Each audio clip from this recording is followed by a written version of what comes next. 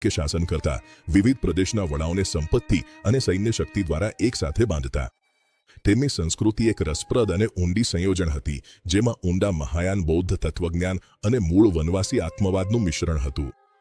જાદુ અને વેપાર હાથમાં હાથ નાખીને ચાલતા. તેમની અદ્ભુત સંપત્તિના આધ્યાત્મિક સંતુલન જાળવવા માટે એક દંતકથા સમાન વિધિ યોજાતી હતી.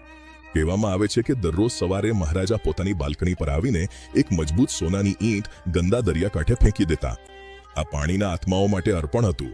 સમૃદ્ધિ બદલ દરિયાને ચૂકવણી તરીકે સંપત્તિને સાચે જ ડૂબાડવાની રીત હતી. પણ શ્રીવિજય માત્ર ટેક્સ વસૂલ કરનારાઓનું ગઠબંધન નહોતું.